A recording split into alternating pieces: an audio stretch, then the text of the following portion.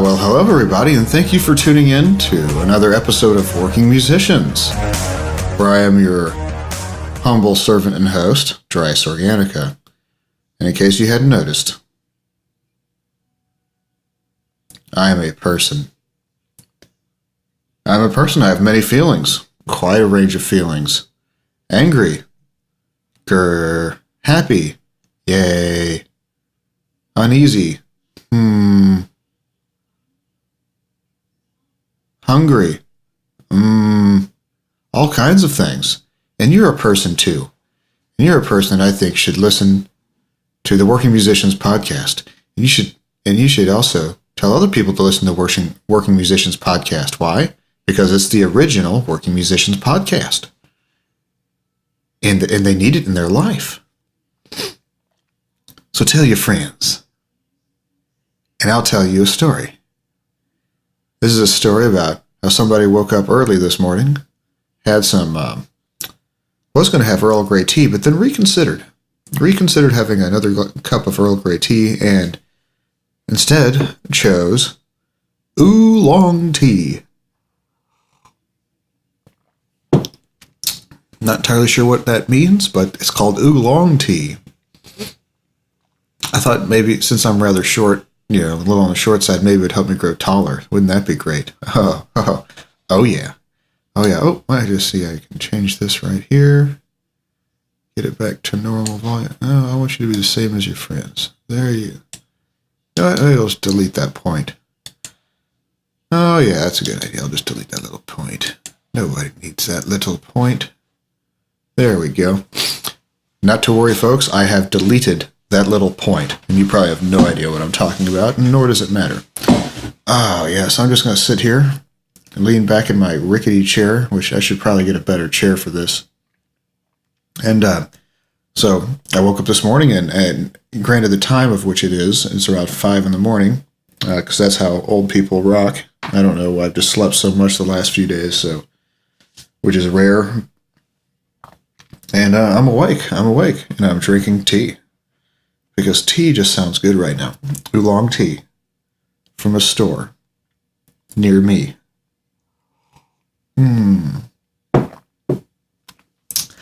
All right, so I woke up and decided, well, what I'm going to talk about today, I don't want to put too much thought into this. I'm like, I've been doing, a little mini series on podcast learnings, and I don't know how many more episodes on that I'm going to do. But I figured at least 3. At least 3 because at some point, I'm just not doing it justice if I don't talk about the gear used in this process, right? Even though the gear is only so important, but I think there's definitely something to be said about it, and there's other people who have put their 2 cents out there, but my 2 cents is more like 4 cents. It's like everybody else 2 cents, but a little bit extra. And nonetheless, hey, if you like this podcast, maybe you're interested in how I go about doing it, I recommend it. At the very least, it's entertainment on your way to work, right? So don't hate me. So I figured I'd take a few minutes and talk about, I don't know, some of the equipment that you need for podcasting. And who knows where it'll go from there? Because, I don't plan this stuff out too far in advance. I just kind of think about it for a minute. What am I going to talk about? Then I do it. Just fire from the hip. This is straight from my heart to yours. Ooh, nice. Something else I've decided to do is start podcasting in a different position.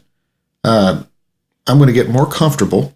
I'm pushing, I don't know, maybe 2 feet away from the mic. Yeah, I'm about 2 feet away from the microphone. It's not in my face anymore. I got a nice distance from it. I'm leaning back. I'm relaxed. I'm sitting kind of like, not cross-legged, but 1 foot up, one like knee up on the desk and the other, while the foot is hanging out on my knee. I mean, I am comfortable. I'm stretching out my quads, I think. Oh, it's wonderful. This is the sound of me stretching out my quad on the air. For your listening enjoyment and entertainment. Ooh, giggity. So I'm just curious if this changes things. And I think it's something fun to talk about because, you were talking about podcast learnings and I'm trying something new. I'm going to be very relaxed. I'm going to see if that changes the vibe of the show a little bit.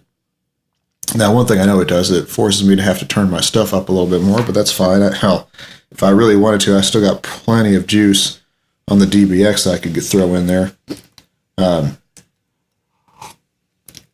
Because basically, I've got the Golden Age preamp about as high at around, I probably got it about 85% of the way up, and I probably shouldn't take it any higher. And then I've got it going into the insert section of my DBX 386, from which, I has an output level. And I've got that probably around 75%. But I don't even have the input on it, like, at all up. It's at 0, Not Unity, it's at 0. It's, like, not even turned on. So let's just see if it would work. If I turned it up some, does it change anything? Does it make my squiggle line bigger? Oh, why, yes, it does. It's not drastic, or no. It doesn't make my squiggle line bigger at all, because this comes in after the preamp.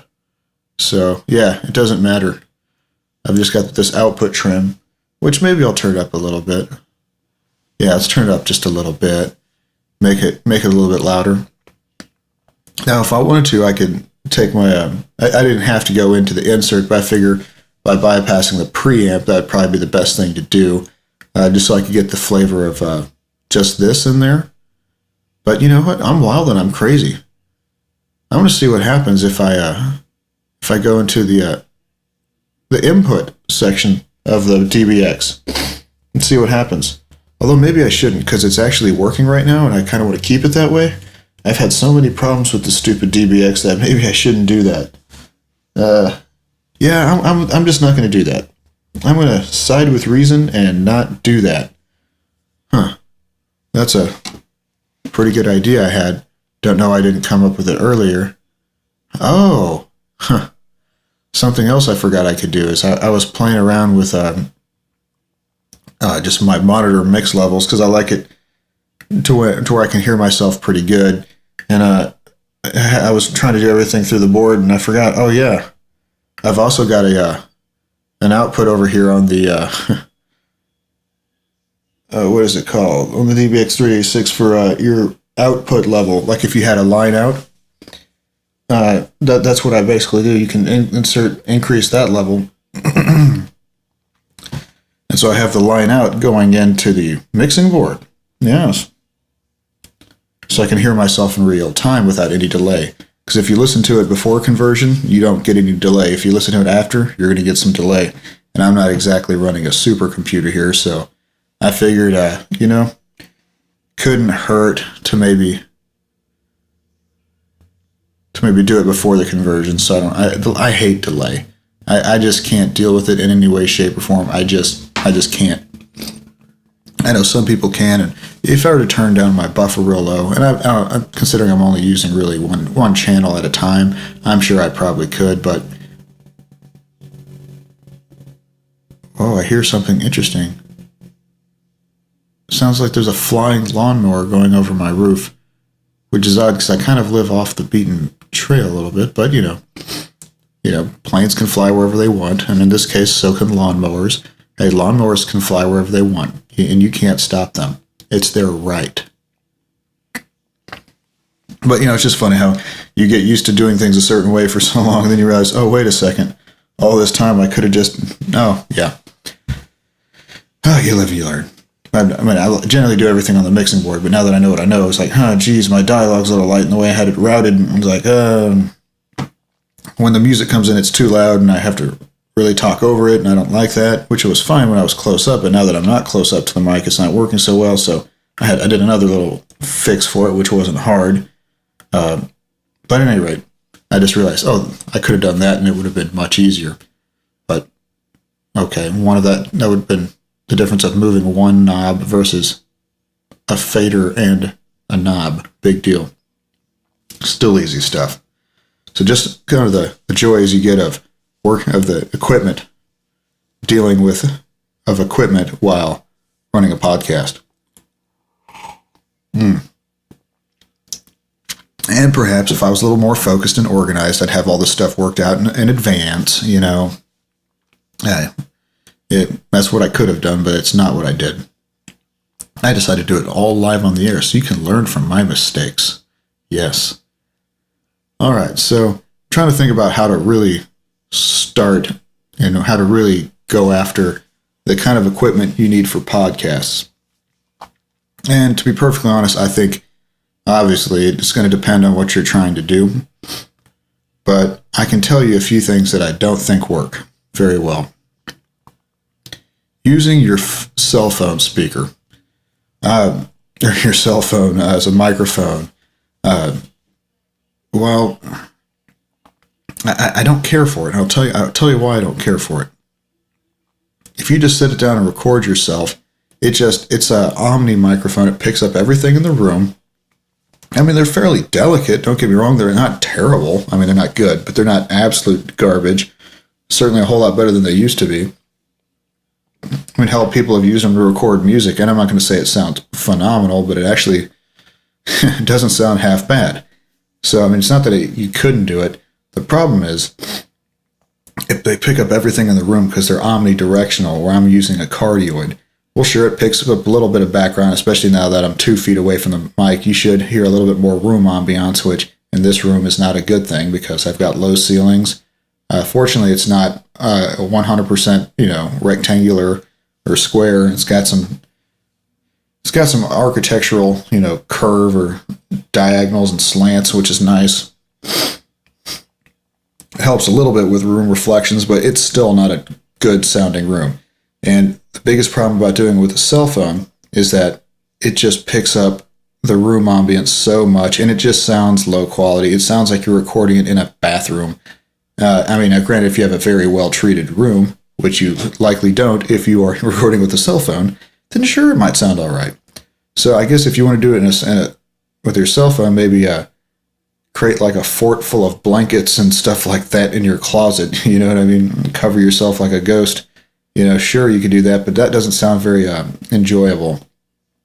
But it could be done. The other problem is about using your cell phone is you have to have some kind of a program to record it because you wouldn't want to do video unless that's how you roll. But if you do video and you're trying to upload it, oh God, and it's kind of hard to. It's just one more thing you got to transfer over to a computer and then edit. It takes time. But I mean, people do it, and I think it's one of those things. You can do it if you have a good reason for why you're doing it. Like, it's one thing to be, hey, I'm live on location with such and such, and you do it like that. That's okay. Or if you do it sparingly here and there, it's fine. I'm not completely against it. I'm not saying you can't do it, but generally speaking, I wouldn't. It just sounds terrible. And one of the last things you want for people to do is, especially if they've never heard your podcast and you're trying to gain new audience members, which, geez, I should probably do a better job of. I don't even really advertise this, but whatever. If it's meant to be, it's meant to be. My 3 listeners will turn to 4, then 5, then who knows, maybe even 7. That's a lucky number. And once I get to 7, it'll just magically explode to like millions. I'm sure that's how this works, right? I figure you do a good job and word of mouth will happen and people are looking for this kind of stuff. Just got to put it in a place where they can find it, which I don't think I've done. Hell, my website has a WordPress in the title, so what do you expect? But it's a blog of sorts. It's a blog with audio. It's an audio blog is what it is. And that's fine. That's how I do it. But definitely, and the last thing you want to do is go out there and it just come across as super amateur. It's just hard to listen to, So I don't recommend the cell phone. Another thing that's kind of phone related that I don't really like listening to. Now, sometimes you don't have a choice, and sometimes it makes sense. But I really hate it when, you've got somebody who's using an actual, setup with decent preamp and interface and a nice microphone and all that. And then they're talking to somebody on the other end with a cell phone. And you're hearing their dialogue being recorded through the cell phone. It just sounds bad. And it's hard to listen to for long periods of time. Very hard to listen to. So, you know what I mean? But once again, there are points and times where, hey, that's just how you have to do it. You have to interview people. and it's fine. But if you're going to do that, I wouldn't make that like the basis of the show. It would kind of be the exception to the rule. Like it's something that you do from time to time, or you have maybe you have like somebody quickly chime in. Like the radio does this all the time, and it doesn't sound terrible. It's not annoying for a short period of time. Like let's say the radio personality has somebody that they talk to from such and such. So what's the weather going to be like, George? Well, we're over here at Skytrack Houston, and the weather looks like it's going to be hot and sunny and rainy and shiny all at the same time. Aha, back to you, Bob. You know, and it's fine if it's little things like that and it's over the phone. You know, it doesn't bother us, and we're kind of used to that because that's just how things had to be done at the time. But at some point, you know what I mean? If that's like all it is through the entire show, you don't want to listen to it.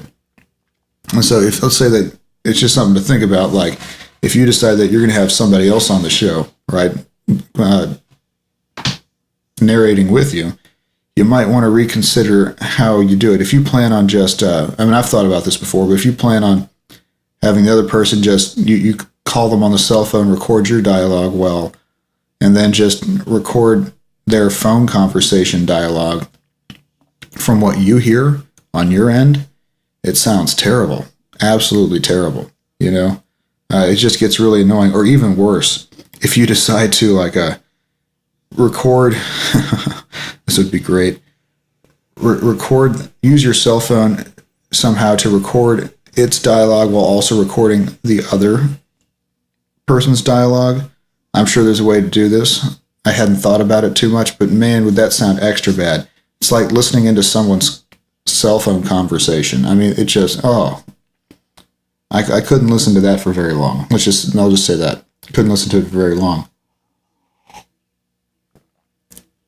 So, I mean, clearly you don't want your quality to sound like you're listening to it over a phone call, you know, but at the same time, does the quality have to be radio quality? I mean, I'd say I'm perhaps quite radio quality. You know, there's some things I could do. I'm not really using the world's best microphone for this. I could have a treated room. You could say maybe I'd be better off with a large diaphragm dynamic microphone like an RE20, MD421, or a Shure 7B. Those would all be contenders, but that's not what I'm using.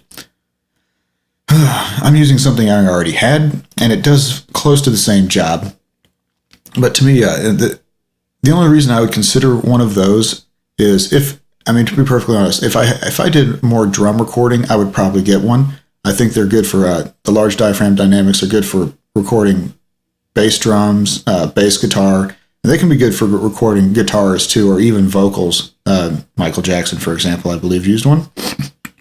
Plenty of people use them for other things, but you know, it's kind of like most of the time, Shure SM57 will do close to as good, and it's a third of the price. And the way over usually 3 times, if not more, the price. The RE20s and MD421s are like 400 something, and the SM7B is like 300 something. You know, 350. And so I'm just thinking, do I really get a signal quality that is 3 to 4 times better than the SM57, or in this case, the Audix i5?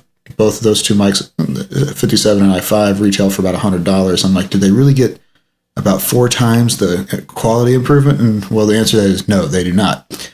But definitely, I would say a large diaphragm dynamic microphone is a better choice for dialogue in this particular case. Now, a lot of people will use those for voiceovers, but then again, it's funny. They're great mics for voiceovers, but a lot of times, like in movies, they'll use large diaphragm condensers, but then again, they're also in very well treated rooms, and it just probably sounds a little bit more natural, which makes sense. You know, hey, if you can tune the room to sound the way you want it, that's definitely the way to go. Hell, if I had a better sounding room, I would use a condenser because I could move that thing pretty far away, or maybe use a shotgun mic so I wouldn't have to be very close. Maybe that's what I should do. Try to pick up a cheap shotgun mic. You know, shotgun mics, I don't exactly know how they work, but they're like super cardioid, not just like super hyper duper. So it's like they're very, very concentrated in one direction.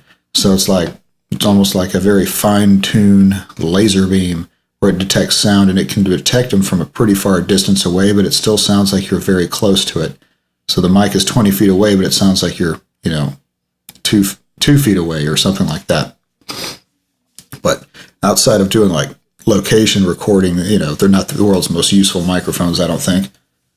So it's like, well, geez, those are just some examples of equipment you need. But, I usually try to think of what's the best microphone to use considering multiple situations and cost. And I kind of find it hard to beat an Audix i5 or an SM57.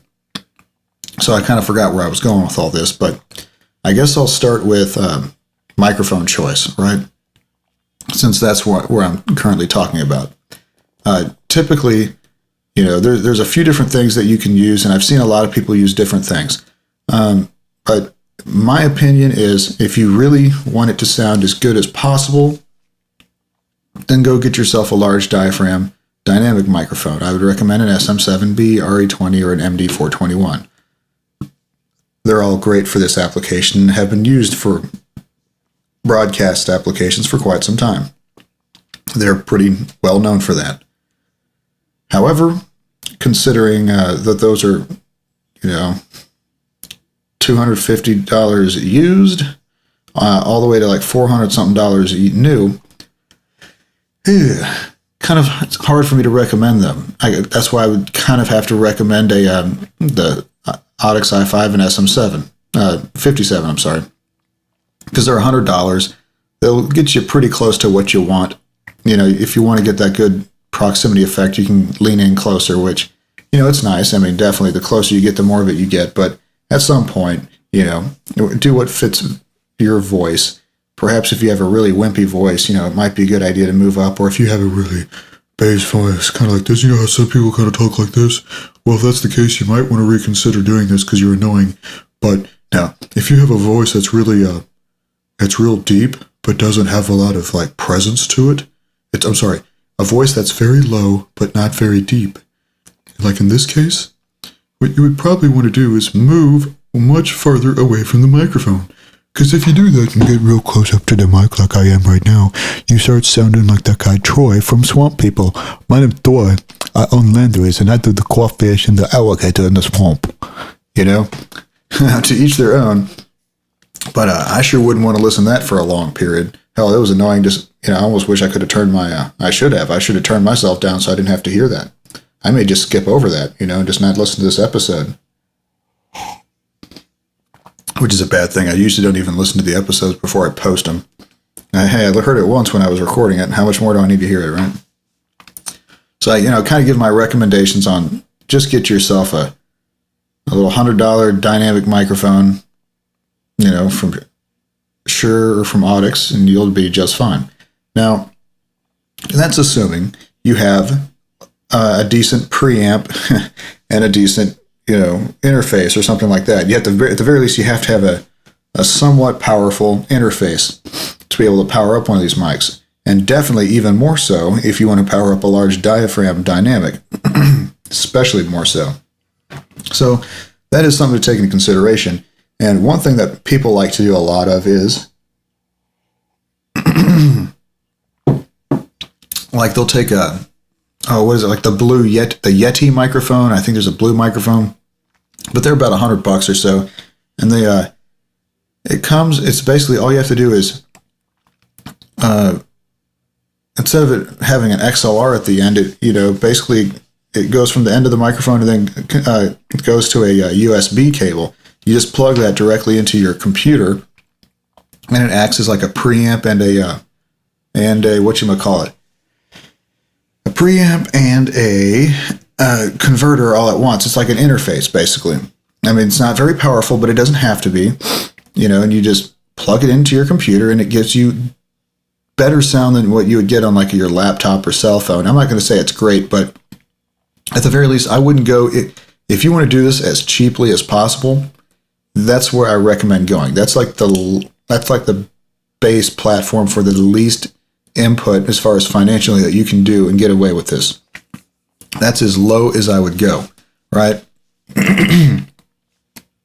Now, here I'm talking about just, typical microphones. And I think that like the Yeti is a very popular microphone amongst podcasters because you don't have to have a whole lot of extra stuff laying around, hell, a laptop and a Yeti, or hell, even a notebook, or what do they call it, a tablet, and you can do it. And hell, for all I know, there might be even a way to do it on your cell phone. It wouldn't surprise me. And I think you'd need some kind of a adapter to go from USB to like micro or mini USB or whatever these cell phones are on now. But that's definitely an option. It's nice because it's lightweight, portable. You don't have to bring around a lot of stuff. But I will be the first one to tell you the sound quality is not. It's not as good as what you're hearing right now. I'll tell you that much. But it's acceptable. And, especially if you have a somewhat dead sounding room, they can be, halfway decent. But it's, like I said, if you don't like the way this sounds, what you're listening to, this dialogue right here, you're certainly not going to like the Yeti. But that's something I would recommend. Now another something I kind of recommend, and there's different, they get pretty complicated pretty quickly, but, there's a kind of like portable recording devices, and now I can't remember. I think Tascam makes one. There's a few of them. Oh, now the big one I can't remember, but let me look that up. Here, if I'm going to talk about it, I should at least know what the hell I'm talking about. Well, although it doesn't stop me from everything else I do. Well, I seldomly know what I'm talking about. Let me go get on portable recorders. Yeah, I think that's what they're called. Portable recorders. Oh. Yeah, let's see that. Oh, come on. What's the other brand that people... Okay, let's see what B&H has to say. And there's several brands, Oh, yeah, Zoom. That's the other one. The two big ones, I think, are Zoom and Tascam. And granted, they make units that are, for more so for like cameras, which is fine. Which, hey, if you need one of those, it's good. But really, I would stick to either Zoom or Tascam, and they make stuff that's as cheap as like, I don't know, $50 or $75. But generally, it's about $100 on up to about $300 or $400. And they make some that are multi-channeled, some that have more mic inputs, but they all generally have like a couple of $85. There you go. But they generally have a couple of microphones that are naturally shaped in the what is it you call the XY pattern, so that you get a fairly focused stereo sound. And of course, you can play with that all you want. What's also nice is you can set it on a table, and if you have two people talking at the same time, you can point one towards one person and one towards the other. I think that's how that works. Memory serves me right. Or you could literally, move it over and put it kind of near their face if you're talking to somebody directly, like you're doing an interview. So instead of using a microphone, which you could still plug a microphone into this, but you can basically put that in front of their face too.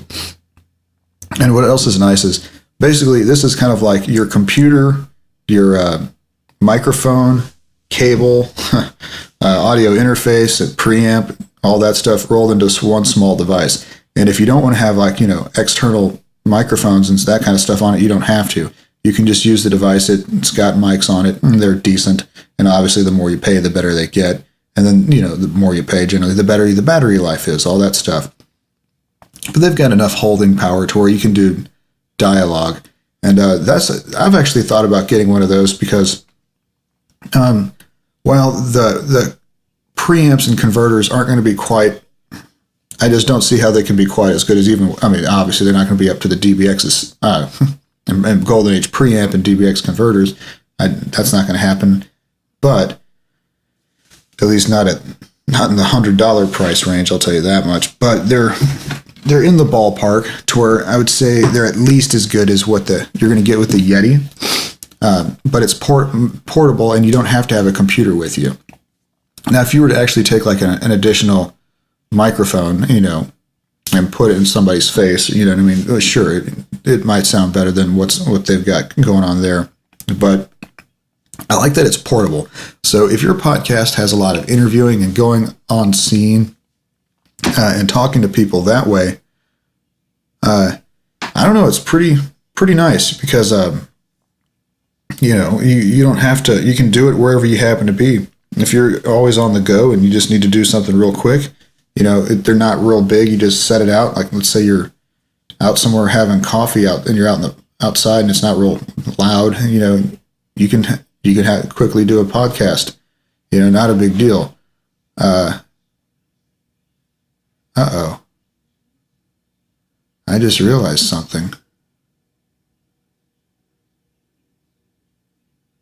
Oh, I see what I did. Not a big deal. Not a big deal. It says it's recording, but I'm going to hit pause and just make sure I'm not wasting my time.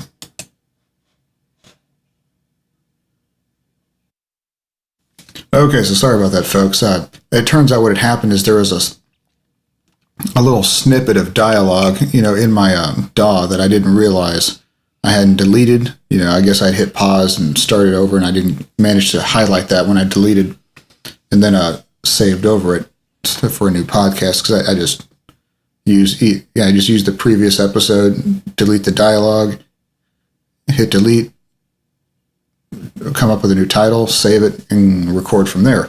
And I just left a little piece on there. So I was looking at it like, man, my audio sure is a whole lot louder than all of a sudden. And why isn't that the little tracker bar? Why is it not all the way at the end? You know what I mean? Am I recording over what I'm doing? And then I realized, that's probably just the previous episode. I didn't catch the last little tail of that. And that's what happened. So no harm, no foul. Instead, I was talking about those little Zoom and Tascam portable recorders. I think they're great. Primarily if you need to do recording, your podcast recording on the go. That's where I think they're really handy. In fact, I've considered getting one because I thought, maybe I could save some time by doing these on my drive to and from work, and that's something I still may do, to where if this thing were to ever become big enough to where it would merit that, I could, and I had needed to do them, daily. Well, I could do that. I could do, 4 or 5 of them, on my way to work, right? And then have like one or so per week or every other week where it's more like this, what I mean? Just a full-length show. The other ones would be fairly short. And that's something I've thought about doing, but, we'll see. I mean, but the point is it would be possible using one of those Tascams or Zoom portable recorders. And I think that's something that a lot of people would benefit from. Now, the only problem is, where do you put it? Wind noise, that kind of thing. But I'm sure where there's a will, there's a way. And something that perhaps you could do is hook up a lav mic, you know what I mean, and use your recorder, and it would give you better quality. But I'm sure that if you were to just do something along the lines of setting up a little Velcro strip, on your ceiling, that you could do something and have the mics pointed where you need it to, and it would work just fine. So that's something that could be done. Now, if you have a super windy car or you're driving on the freeway, it could pose some problems, but it is an option. And I've known of people who have done that, and it came out fairly well. So just something to think about. All right. Now, but the point is, that's if you're just going for, you're trying to get in, your foot in the door, entry level, so to speak, minimum investment, That's about what you need. $100 in your podcast. Basically, that's what you need, about $100 at the very least. So if you knew that you were going to likely have to do any kind of mobile anything, I would probably just go ahead and get the little Studio or portable recorder and go that way. However, if you have any interest in doing this in a more higher production quality way, that's where it gets a little bit more complicated, for sure. I'm going to go brew another batch of tea, and I'll be right back.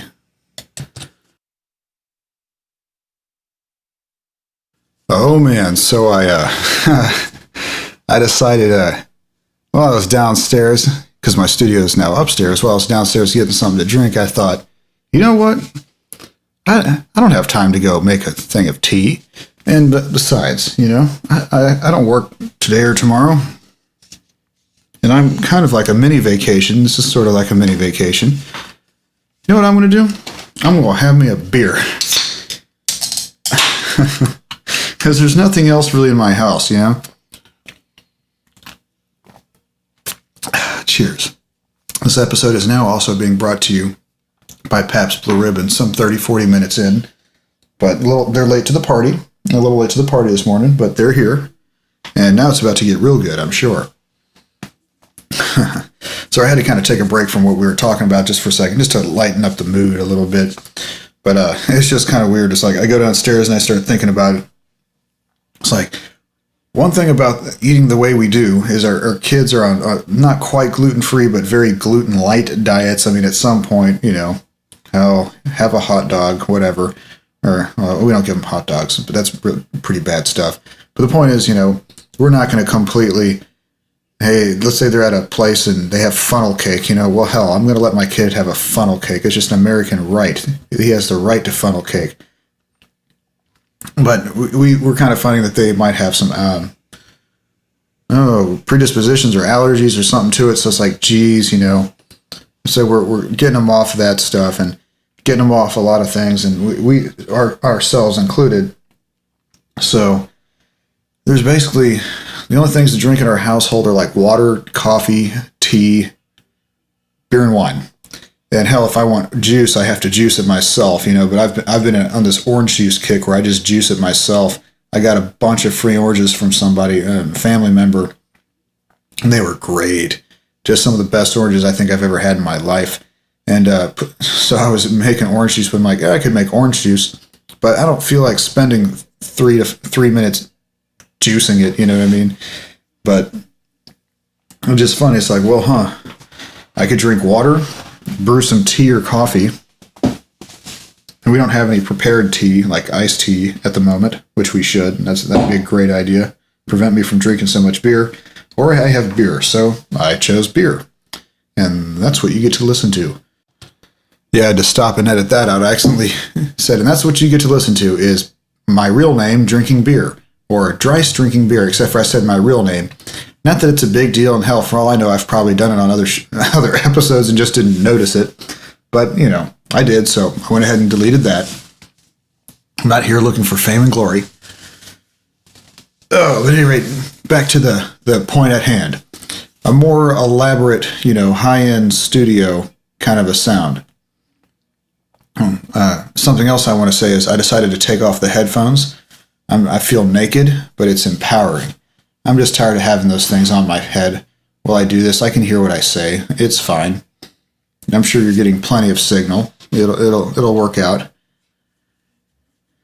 So this is definitely, you're going to have an interface and a computer and that kind of thing if you want to do this. But realistically, if what you have is let's say any of the interfaces I recommended on, you know, my episode about interfaces, you know, it'll do fine. That coupled with a somewhat decent cable and like an Audix i5, for example, and that will be plenty good to get you up and running. But once again, you know, you're going to be spending a little money on the interface, probably $100 or so on the used side for an interface. And if you can find a used, you know, dynamic mic, you can find them for $50 pretty often, $50 to $70 for these things, depending on how new you want it to look. You know, you're going to need a pops filter. That's about $20 or something. Can't say I see a whole lot of used pop filters out there because they're kind of cheap and sort of throwaway and disposable. But, you you can do this for get you a $100 interface, a used one, about a $50 used mic, it's okay. Well, you can go into this for $200 and be in pretty good shape, and that's not a bad way to go. But there's some other options that I think one could explore.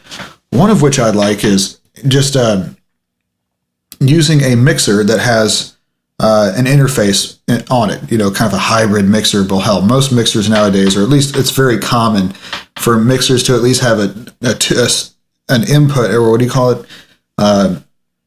have a 2-channel interface so that you can record through through your 2 bus, your main bus, or whatever, your mix bus, whatever you call it, your main mix. I tend to call it a 2 bus, but you can record everything into that, and the dialogue will be fine. It'll sound pretty good because unless you get a really cheapy one, it'll be okay. And the one thing I like about doing that is if you just want to get up and running, even if you bought a cheap Behringer mixer, because I noticed that they sell, Behringer mixers as a podcast bundle, and usually it's like the tiniest little mixer, and I would stay away from that. I really would. Unless you're just really trying to go cheap. But the reason why I would stay away from that is I would get you one that has actual faders on it, if you could. And I would look for one that has maybe a little bit of routing options, something like that. At least one that has they're usually a bunch of companies make them, but one that has 4 mic inputs, basically 4 preamps on it, and then they usually have 2 stereo channels. So for a total of 8 inputs, if you just do line inputs, look for one that maybe has a little, a send or so on it, has a set of returns on it, I would look for something that's at least that, hey, and oftentimes they'll have a little, a second bus, like an alt 3-4, or now I can't think of what you call it, but basically an alternate bus from your mix bus. And the reason I say that is it gives you more options for when you want to integrate more high-end stuff. So it's something that you can use to get going, but I would you can find them used for so cheap. And the good thing is, well, yes, I'm using my cheap, it's not a Behringer, it's a Tapco little mixer. I'm just sitting here yeah, sure, I could get away with having a smaller one. Don't get me wrong, with less, I'm not even using the preamps or anything like that. But there's a lot of times where it's just useful to have the extra things because, hell, there could come a time where, let's say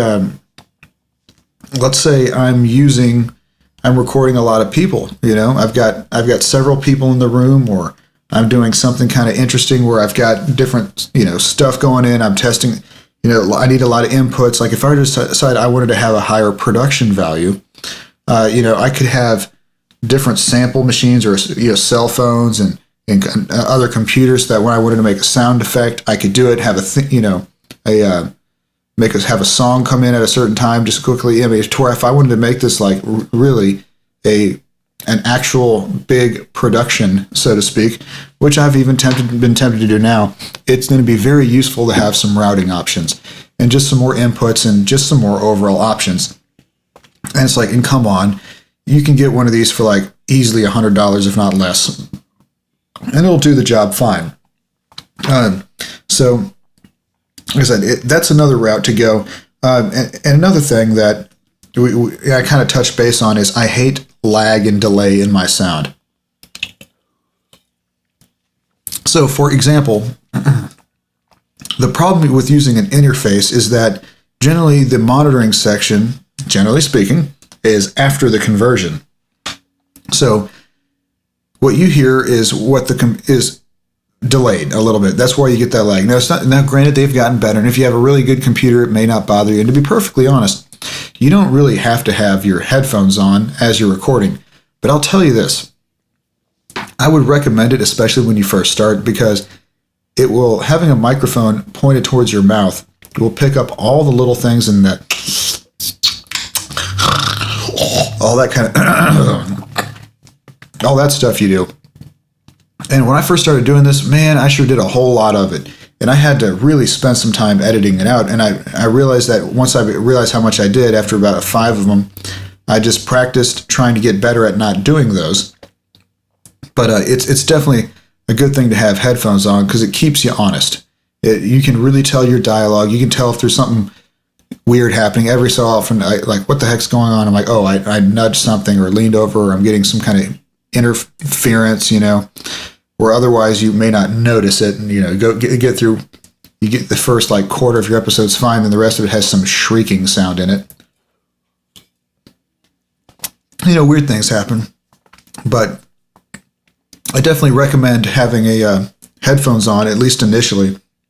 Not that I always do, but I'd say 90% of the time I record this with my headphones on. And that's where having a mixer is nice because, at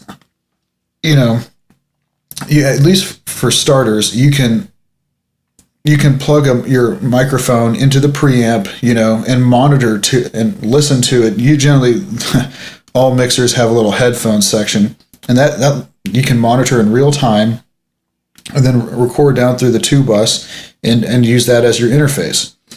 And I think that's a pretty good starting package to go. That's the way I would go if you're serious about this, because then you have a mixer that you can use with as you upgrade.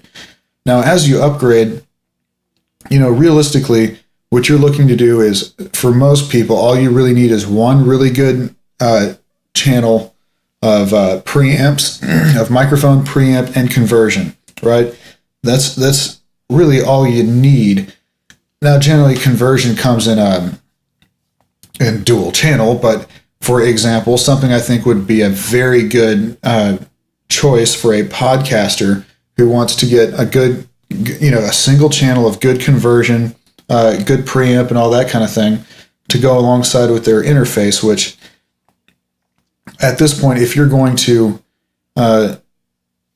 spend money on a good golden channel for your mic, preamp, and conversion, I would just go ahead and recommend you get an actual interface on top of the mixer. It doesn't have to be anything extravagant, but that way you can use that more as like your playback. It just makes things a little bit easier. But in fact, I would highly recommend that because, generally, if you're going to be doing, really, I would recommend that for a lot of reasons. Because if you're going to get one of the preamps with a conversion attached to it that I'm talking about, you'll need a SPDIF input. So you'll want to get the cheapest interface you can find that has a SPDIF input. In which, especially if you look used, you can find them. I want to say Focusrite is probably where you want to look for that. Or if you have, I think Presonus might, I want to say they're Firestudio Mobile, which is Firewire. Just throw that out there. I think it had one on there. But the reality is it doesn't matter, because more than likely you're going to use the external clock that's on your preamp and converter.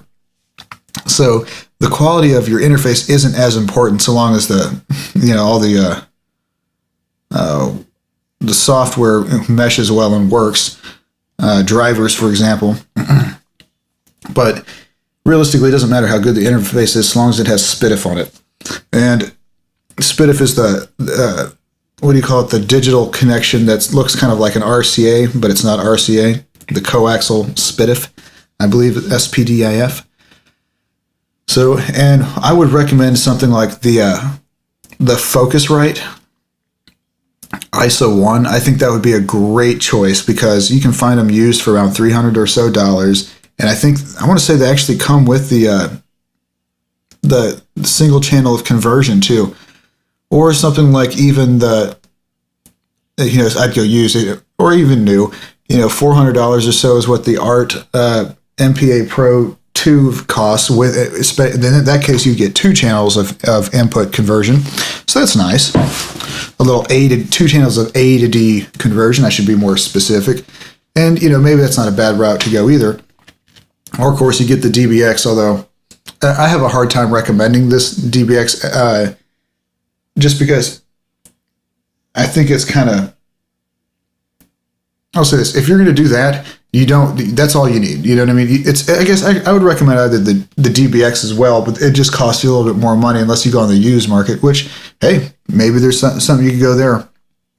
But I'd say something like the ISO 1, the DBX 386, the Art MPA2 Pro with digital conversion on it, those would be some pretty good ways to go. Now, outside of that, something else you could do is just get So if you were to take that and, have it and monitor it through your mixing board, you could have some speakers for when you want to listen to stuff. At that point, hey, go get yourself a couple of monitors. They don't have to be expensive. A couple of cheap Mackies or something, Yamahas, KRKs, hell, even Behringer Truths if you dare. M Audio makes some cheap ones. You can find them used for like $50. It's just something that you can play back. You're going to have a pretty good setup there, and it won't cost you a lot of money. Let's say you get the mixing board for $100. You get the mic for, let's just say you want to buy a new mic because it's only $100 and you don't want someone spit all over it, which that's kind of how I am, at least for something like that. So you're $200 in with the mic. Let's say you go with the, like how for the price you can get these DBXs used. It's not, I find it for $200 all the time. So we're $400 in. You need a few cables, this, that, and other thing, accessories, plus monitors. Hell, for $500, $500 to $600, you could very easily get into this and have a pretty good sound, right? And have a lot of flexibility, And sure, now the sky's the limit from here, and you don't have to use them. What I recommend, heck, if you want to use your stock, if you like the way the converters sound on your mixing board, you could go that route. Something else that maybe other people would do, if you plan on doing more than just podcasting, is getting yourself a serious interface. If you really wanted, if you were just go out and buy like an RME, even if it was one of those RME baby faces, which I recommended, the 4-channel ones especially, or a Universal Audio or something like that, hey, you're pretty much good to go there. And now I would still now on those they might have it worked out to where you can monitor before the converters, but even then I still like having a mixing board just for monitoring purposes. Although if you were to do some serious mixing, some people might say no, bad, but at the very least having it for live tracking purposes, a mixer is nice there. But hell, a baby face would cost you around $700, I think. And it will have very good preamps and converters stock on it, and it's mobile, and you can just take it wherever you go. All you need is a mic cable, a microphone, and, well, like a tablet or something like that, and you've got a mobile rig that's pretty darn powerful, so that's not a bad route to go either. In fact, if I were to start over, that's probably what I would have done, knowing what I know now, but that's not the route I went, so... But definitely, something to consider, especially if you plan on doing mobile, which I think is good. But at the same time, it only has to be so good.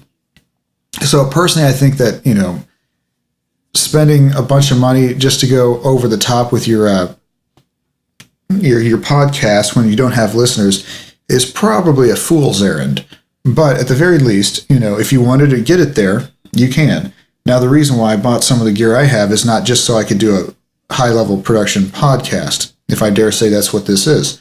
The reason I did it is because I also will use them for recording music, you know what I mean? So this isn't the only thing I do. And another thing is, if you're not, if you're doing like car stuff, right? A podcast about veterinary, like dogs and horses, or you have a podcast that has to do with gardening, it's kind of not expected that you're going to be an audio expert, right? So they're not expecting it, right? So the good thing is if you have a better, and so if they listen to other people's podcasts on those subject, and they're using really low-end methods of recording their program, and you go out there and you up the ante by actually practicing what you're doing. Hell, heaven forbid you actually edit it using a DAW, which is something I didn't talk to you about, but I'll come back in after I make my point. But if you go in there with a show that just is, the audio quality is just noticeably better than what the average is, you're going to be in a much better place because you already start off higher, sounding better. Especially if initially you'll have to go in and edit if that's something you feel comfortable doing, which it's not hard. But that does require a DAW, in which case I would buy Reaper. if you're going to buy one. Though I believe you can also get Audacity, and that would probably do you just fine. Or if you have a GarageBand, if you're a Mac user, I'm sure there's other options that are free. Audacity is just one that comes to mind. But if you wanted something a little more serious, you might want to go ahead and drop 60 bones for Reaper. That's something else to take into consideration that I didn't talk about is you need a DAW of some kind. You just do. Just get one. It doesn't have to be super high end or doesn't have to be Pro Tools, but you are going to need a DAW because you're going to have to render this into MP3, which you do not. Let me tell you something. Upload speeds on most people's, on residential internet connections, upload speeds are terrible, and it's by design. So, and generally, how good of upload speeds do you need? You know what I mean?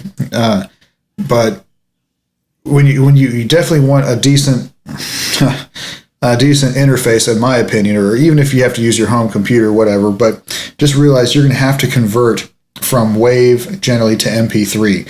Because if you don't, your files will be humongous. I mean, these files are already fairly sizable at MP3 for me, but I also do the best audio quality of MP3 that I can. So I do 24-bit at 320 kbps or whatever it is. So I do high quality. And now the reality is that once it gets hosted on Stitcher or some of these other sites that I'm on, yeah, I think I notice it doesn't quite sound as good versus, I think that there's some audio drop, or maybe they convert it to a lower bit. I don't know. But at the very least, while you'll be working in WAV, you'll have to convert to MP3 so that your program doesn't take you forever to upload. So that's something I didn't mention. You'll definitely need a DAW for. Glad I thought about that. And of course, you'll need a computer and a screen. I think that goes without saying. Well, I said laptop and tablets and all that stuff, so I think that counts. But yeah. So I guess when it really comes down to it, you need to know what kind of a podcast you're doing. Like, for example, since I'm doing one on audio and music stuff and musician stuff, to me, I don't think it would go over very well if here I'm talking about some best practices for mixing or how to record something, or I'm not going to sound very credible if my production quality is absolute crap. You know what I mean? So granted, I could sneak an episode here and there in where I do something on the cell phone. That's not what it's all about. But if this is what it is from the get-go, and it's poorly recorded on a cell phone, it's not going to go over well. I know it wouldn't go over well with me as a listener. In fact, that's why I would not be a listener. And that's why I don't listen to a lot of people's podcasts on stuff with music. It's just, I don't know what it is. After hearing a good recording-related podcast and it was actually well recorded, it's kind of hard to go back and listen to something else. So just something to think about when you're recording, when you're wanting to make a podcast. Now, granted, I kind of touched base on the elements of mobile and kind of what different types of gear you can use for different situations, but I think maybe it's something I should make another episode on. And if I were to do a fourth podcast learning, part 4, for example, it would probably be on this topic. What kind of a format do you want your podcast to be?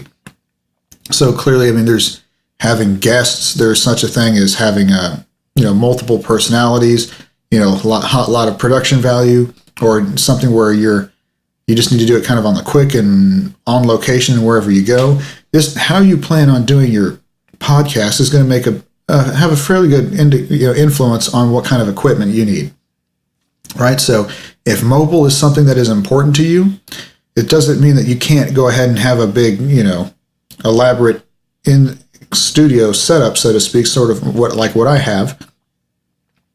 Doesn't mean that you can't also go get yourself a little $100 Zoom or Tascam portable recorder for your on-location stuff. You can.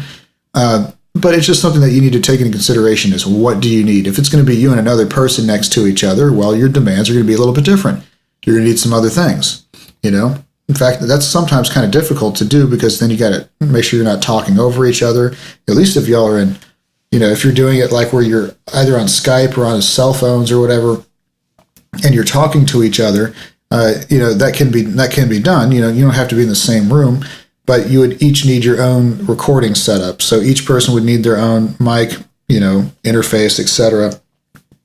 And even though y'all are talking to each other over Skype or on the phone, that's how you're basically monitoring the dialogue of the conversation, but each person would be recording their own personal dialogue, and then they would send it to somebody, to the other person, whoever decides to do the editing, and they would just basically put the two tracks together, make sure they start in the same place, and maybe edit it a little bit if in case somebody's talking over the other person or there's something weird that happens. But it would require a little bit more editing, but it doesn't necessarily have to. But naturally, having two people makes things different than just doing it by yourself like I currently am doing. So just all of these are things to take into consideration. So you could say I'm doing the easiest as far as gear setup goes. This is the easiest one. So since I don't have the really, it's kind of like the pleasure and mispleasure, all of having an additional personality with me.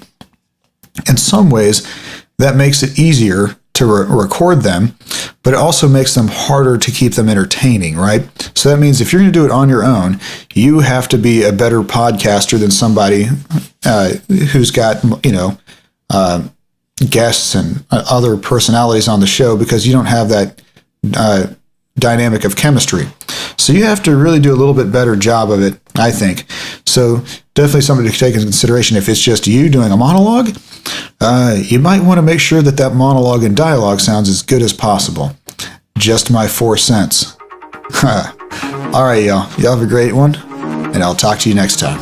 Bye-bye.